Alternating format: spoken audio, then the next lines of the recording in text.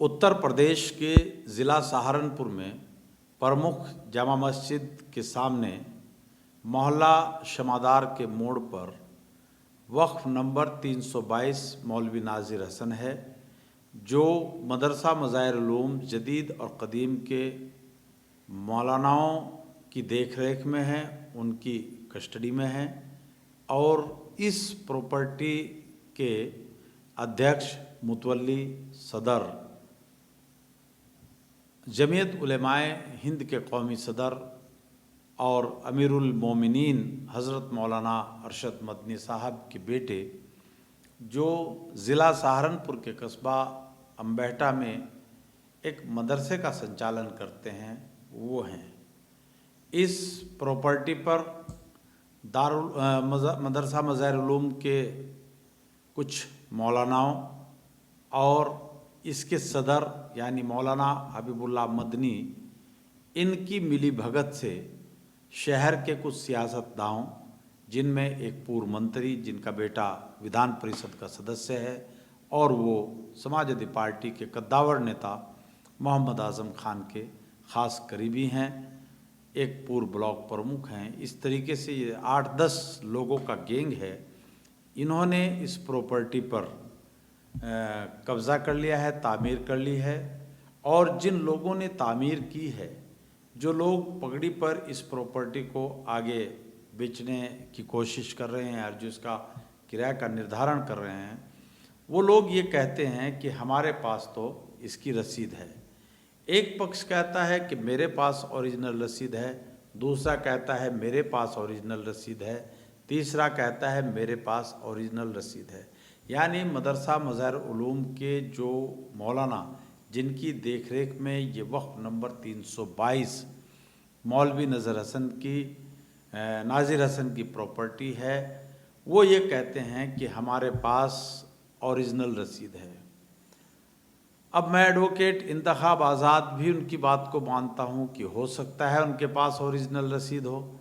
लेकिन यहाँ बड़ा सवाल ये है कि क्या कोई किराएदार किसी संपत्ति पर अवैध रूप से गलत तरीके से कब्ज़ा करके उस पर तामीर कर सकता है और तामीर करके उन दुकानों को पगड़ी लेकर करोड़ों रुपए में आगे बेच सकता है कि नहीं? क्योंकि मेरी जानकारी के मुताबिक कोई भी किराएदार,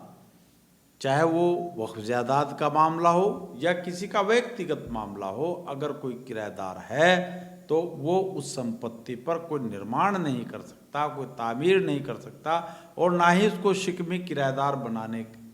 किसी और को रख सकता है। इससे मुतालिक मैंने अभी हाल ही में एक वीडियो संदेश अपना किया था, जो देश भर में बड़े पैमाने पर वायरल हो रहा है। उस वीडियो संदेश में अगर आप उसके कमेंट्स बॉक्स में जाएंगे तो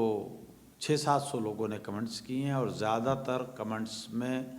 मुझे एडवोकेट इंतखाब आज़ाद को लोगों ने गंदी गंदी भद्दी भद्दी गालियों से नवाजा है। मेरा ऐसे उन लोगों से कहना है कि जो वीडियो मैंने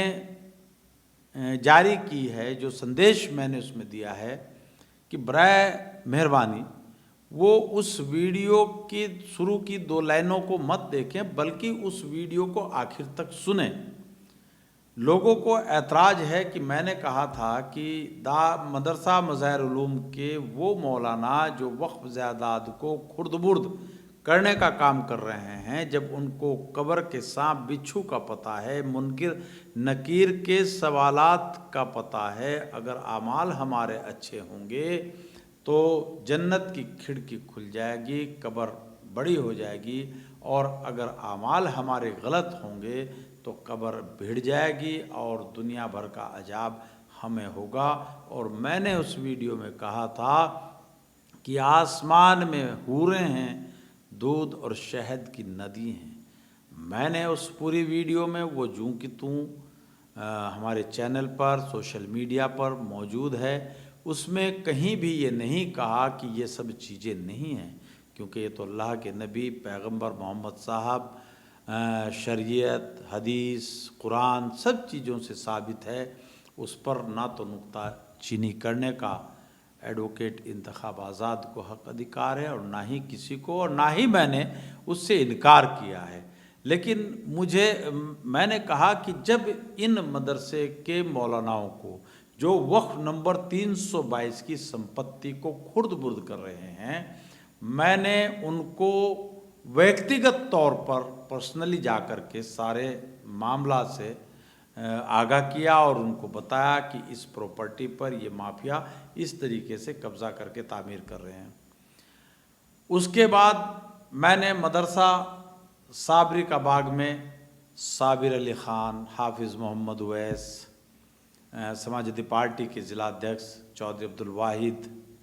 वहाँ पर पूर्व मंत्री लियाकत अली एडवोकेट, समाजवादी पार्टी के वरिष्ठ नेता मज़ाहिर हसन राणा और हैदर रऊफ़, बहुत सारे लोगों के साथ वहाँ एक खुली मीटिंग की। उस खुली मीटिंग में इस प्रॉपर्टी वक्फ नंबर 322 पर खुल कर के चर्चा हुई। यहाँ भी बात नहीं रुका, फिर हमने अपने निवास पर एक मीटिंग की और उसमें कई सारे मुफ्ती, आलिम, कारी, फाजिल लोग जो आलिम दीन हैं वो भी इसमें शामिल रहे। इसके बाद हमने तमाम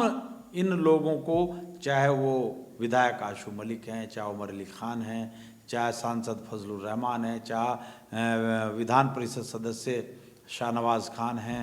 फिर जामा मस्जिद है, शहर काजी हैं, पूर्व विधायक हैं, इन सब को हमने रजिस्टर्ड डाक के ज़रिए लेटर भेजा, चिट्ठी भेजी और उसमें पूरा वाक़या लिखा और कहा कि संपत्ति को बचाने के लिए आप पहल करें। कोई सामने नहीं आया। सहारनपुर के सांसद माननीय हाजी फजलुर रहमान साहब ने व्यक्तिगत रूप से दोनों मदरसों के संचालकों से बात की और इस प्रॉपर्टी वक्फ नंबर 322 के जो मुतवल्ली हैं, सदर हैं, अध्यक्ष हैं, हज़रत मौलाना हबीबुल्लाह मदनी साहब, जो सोशल मीडिया पर भी एक्टिव रहते हैं, उनसे भी उन्होंने बात की। और फिर साबिर अली ख़ान के यहाँ इन दोनों मदरसे के जो ज़िम्मेदार लोग हैं उनकी मीटिंग हुई। वहाँ उन्होंने मेरी जानकारी में आया है, कहा है कि एडवोकेट इंतखाब आज़ाद को इस मीटिंग में ना बुलाया जाए, तब हम आएंगे, क्योंकि वो मेरे सामने आते हुए डरते हैं। मेरी शिकायत ये है, जो मैंने हूरों और जन्नत दोज़ख का जो हवाला दिया था, मैंने उसको इनकार नहीं किया था, बल्कि ये कहा था कि हमारे इन आलिमों को, इन उलेमाओं को, मदरसा मज़ाहिर उलूम के इन लोगों को ये सब जानकारी है कि ज़मीन के अंदर क्या हो रहा है और आसमान के ऊपर क्या हो रहा है और क्या होगा। ये जानकारी लोग रोज़ वो जलसों में बयान करते हैं, मगर अफसोस की बात कि आसमान और ज़मीन के बीच में जो मदरसा मज़ाहिर उलूम से मात्र 700-800 मीटर की दूरी पर है, उसकी जानकारी हमारे इन मदरसा मज़ाहिर उलूम के उन मौलानाओं को नहीं है जिनकी देख रेख में वक्फ नंबर 322 की प्रॉपर्टी है। इस पर मैंने ऐतराज़ उठाया था, कल भी ऐतराज़ उठाया था, आज भी ऐतराज़ उठा रहा हूँ और आइंदा भी मैं कहूँगा, अगर ये लोग इस संपत्ति को बचाने के लिए मैदान में नहीं आएंगे, अगर इन लोगों को इसकी जानकारी नहीं है तो क्यों नहीं है, अगर जानकारी है और हम लोगों ने व्यक्तिगत जाकर दे दी, हमने दूरभाष पर दे दी, हमने लिखित में इनको दे दी, हमने यहाँ के सांसद इनसे व्यक्तिगत मिल लिए, साबिर अली ख़ान मिल लिए, हाफिज उवैस मिल लिए, हैदर रऊफ़ मिल लिए, तमाम मुसलमान जो इन वक्फ ज़ायदाद को बचाना चाहते हैं वो सब मिल चुके, लेकिन मिलने के बाद इतने बेशर्मी इनके अंदर भरी हुई है कि इन्होंने 4 लाइन की एक एप्लीकेशन स्थानीय पुलिस स्टेशन में दर्ज नहीं कराई कि फला लोग किराएदार हैं और वो किराएदार होने के चलते वक्फ की जायदाद पर विकास प्राधिकरण से अवैध रूप से कागजों में हेराफेरी करके, धोखाधड़ी करके उस पर नक्शा कुछ दुकानों का पास कराया और उनकी आड़ में अवैध रूप से दूसरी दुकानें बिना मानचित्र स्वीकृत करे बनाई। एक 4 लाइन की एप्लीकेशन इन लोगों ने नहीं दी। उसके बाद सीओ के पास नहीं गए, एसपी सिटी के पास नहीं गए, पुलिस कप्तान के पास नहीं गए, जिला कलेक्टर के पास नहीं गए, विकास प्राधिकरण के वीसी के पास नहीं गए, सचिव के पास नहीं गए, कमिश्नर के पास नहीं गए और उत्तर प्रदेश सुन्नी सेंट्रल वक्फ बोर्ड के पास नहीं गए। अब ये जब सारा मुद्दा मैंने उठा दिया तो तंग जहन मुसलमान जो जिनका ये मानना है कि इन मौलवियों के ज़रिए ही हम जिंदा हैं और इन्हीं के ज़रिए हम जन्नत में जाएंगे, इन बेवकूफ़ तंग जहन लोगों को ये जानकारी नहीं कि आखिरत में हमारा जो हिसाब किताब होगा वो हमारे आमाल पर होगा। वहाँ पर किसी मौलवी मौलाना की कोई सिफारिश नहीं चलेगी, इनकी कोई गवाही नहीं चलेगी। वहाँ सारा मामला हमारे आमाल पर होगा। अगर गवाही चलेगी तो आखिरी मोमेंट पर हज़रत मोहम्मद सल्लल्लाहु अलैहि वसल्लम की गवाही चलेगी और फैसला अल्लाह ताला अपने आप करेंगे। अब ऐसे में ये मुसलमान जो टीन एजर हैं, इन लोगों के कहे में आकर के मुझे अनाप शनाप गालियाँ बक रहे हैं, लेकिन मैं फिर भी ये बात आप लोगों के सामने कह रहा हूँ कि मुझे आप कितने भी गालियाँ दें, कितने भी लांछन लगाएं, कितने भी और ऐसे हथकंडे अपनाएं जिससे मेरी सामाजिक प्रतिष्ठा को आंच पहुँचे, मगर मैं इन बेईमानों के इन आरोपों और इन लांछनों से घबराने वाला और डरने वाला नहीं हूँ। मैं वक्फ नंबर 322 की संपत्ति को बचाने की खातिर आखिरी लम्हों तक लड़ाई लड़ूंगा और इन बेईमानों को बेनकाब करूंगा। वो चाहे उसमें कोई पॉलिटिकल लीडर हो और चाहे कोई मदरसे से जुड़ा आदमी हो, चाहे कोई मीडिया के क्षेत्र से हो, जो भी आदमी वक्फ नंबर 322 मौलवी नाजिर हसन की संपत्ति को खुर्द-बुर्द कराने का षड्यंत्र रच रहा है, या वो मौलाना जो इसमें मुलव्विस है और चुप्पी साधे बैठे हैं, एडवोकेट इंतखाब आज़ाद उनको बेनकाब करके रहेगा। और अगर इन्होंने बात नहीं मानी, इस संपत्ति को बचाने का प्रयास नहीं किया, कुंभकर्ण की नींद से नहीं जागे, तो मैं पहले भी कहा था और आज भी कह रहा हूं कि इनकी उच्च स्तरीय जांच के लिए मैं मुख्यमंत्री योगी आदित्यनाथ जी के पास जाऊंगा और इनके काले कारनामों की जांच करवाऊंगा। इसलिए मैं आज भी आप लोगों से हाथ जोड़कर दरखास्त कर रहा हूं कि वक्फ नंबर 322 मौलवी नाजिर हसन की संपत्ति को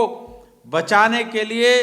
अवाम खुद आगे आए, क्योंकि ये प्रॉपर्टी अवाम की है। गरीबों, यतीमों, मिस्कीनों, बेवाओं, उनके और जो बेरोज़गार लोग हैं, जो ज़रूरतमंद लोग हैं, उनके रोशन मुस्तकबिल की खातिर इस प्रॉपर्टी को इस्तेमाल किया जाएगा। चाहे उसमें एजुकेशनल इंस्टीट्यूट खोले जाएं, चाहे उसमें कोई फैक्ट्री लगाई जाए, चाहे उस पर कोई मदरसा खोला जाए, मगर माफियाओं को देने के लिए ये प्रॉपर्टी नहीं है। मैं एडवोकेट इंतखाब आज़ाद आप लोगों से भी दरखास्त करता हूं